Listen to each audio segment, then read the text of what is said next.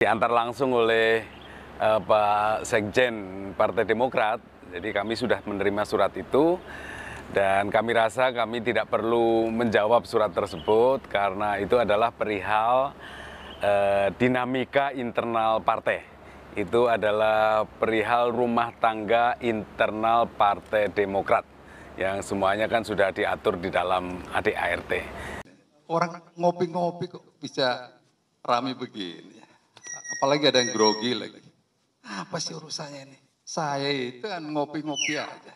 Beberapa kali di sini, ya di luar biasa kerjaan saya bicara kanan kiri. Dan saya ini siapa sih? Saya ini apa? Biasa-biasa aja. Di Demokrat ada Pak SBY, ada putranya Mas AHY. Apalagi kemarin dipilih secara aklamasi. Kenapa mesti takut ya? Kenapa mesti menanggapi seperti itu? Dinamika dalam sebuah partai politik itu biasa. Ya seperti itu. Dan LBP juga pernah cerita sama saya. Saya juga didatangi oleh mereka-mereka. Case-nya juga sama. Tapi nggak ribut begini. Terus dibilangin mau jadi presiden lagi. Ya enggak aja itu. Nah, kerjaan gue setumpuk begini. Ngurusi yang enggak.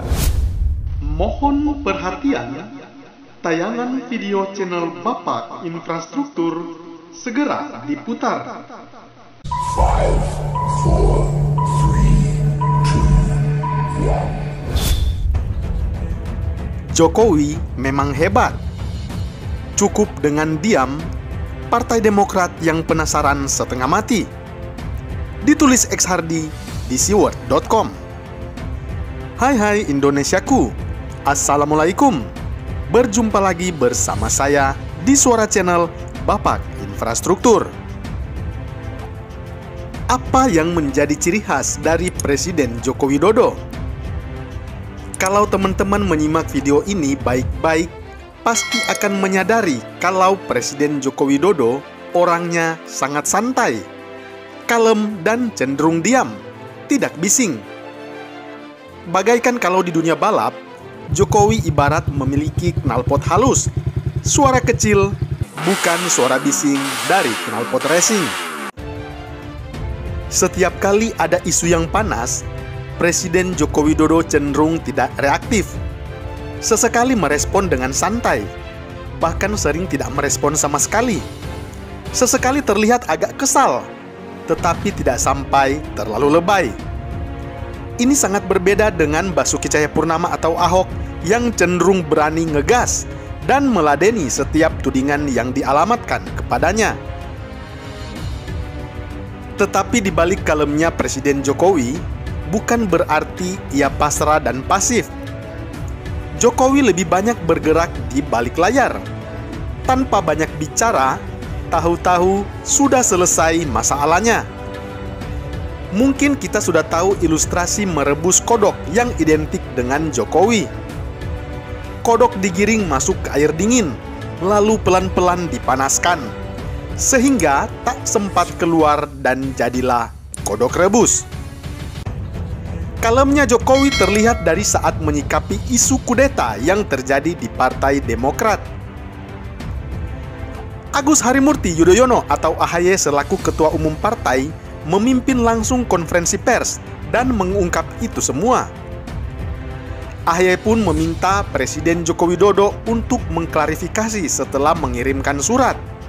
Karena ada nama Jenderal Purnawirawan Muldoko sebagai Kepala KSP yang masuk dalam lingkaran pemerintahan Joko Widodo. Lalu apa yang terjadi? Presiden Joko Widodo tak bersuara sedikit pun. Menteri Sekretaris Negara Pratikno mengatakan pihak istana tak perlu menjawab surat yang dilayangkan oleh Ketua Umum Partai Demokrat Agus Harimurti Yudhoyono atau AHY. Diantar langsung oleh Pak Sekjen Partai Demokrat, jadi kami sudah menerima surat itu dan kami rasa kami tidak perlu menjawab surat tersebut karena itu adalah perihal dinamika internal partai. Itu adalah perihal rumah tangga internal Partai Demokrat yang semuanya kan sudah diatur di dalam ADART.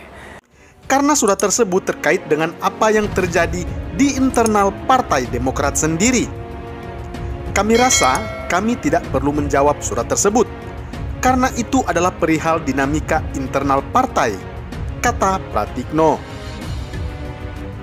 Pratikno juga mengatakan surat yang diantarkan Sekretaris Jenderal Partai Demokrat itu berisikan persoalan konflik internal Partai Demokrat, sehingga Presiden Joko Widodo tak bisa memasuki ranah politik internal partai tersebut.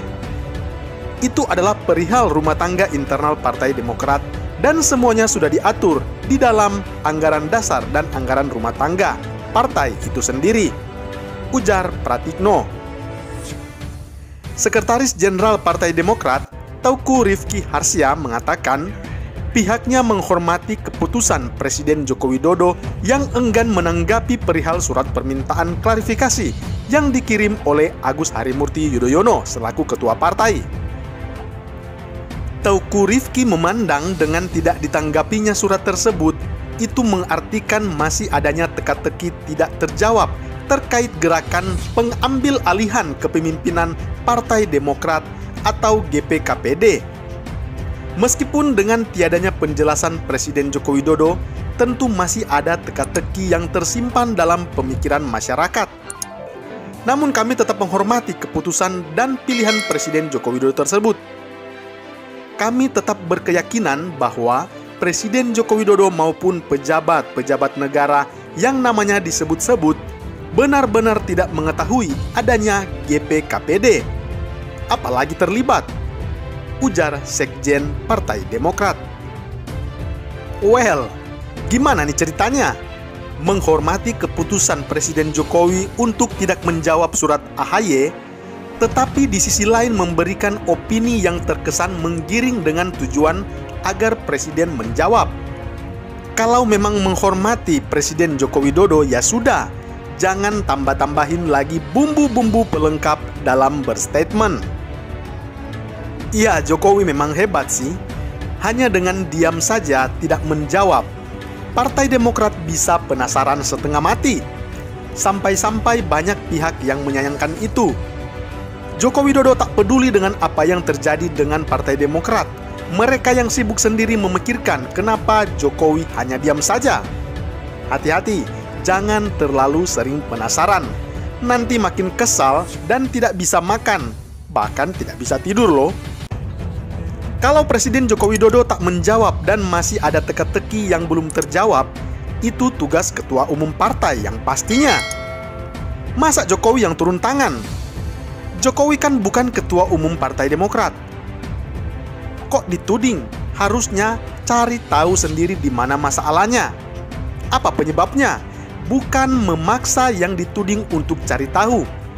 Ibarat saya menuduh orang lain maling dan saya meminta dia yang membuktikan sendiri. Kan aneh.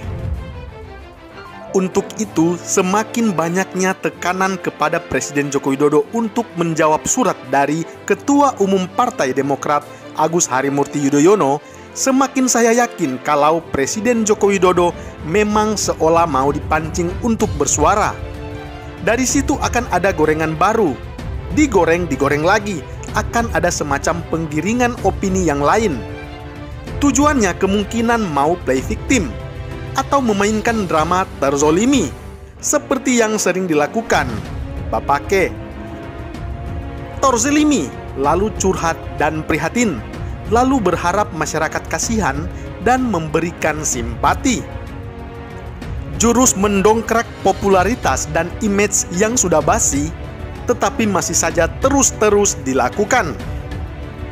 Kalau Bapake dulu telah melakukan ini, mungkin masih efektif.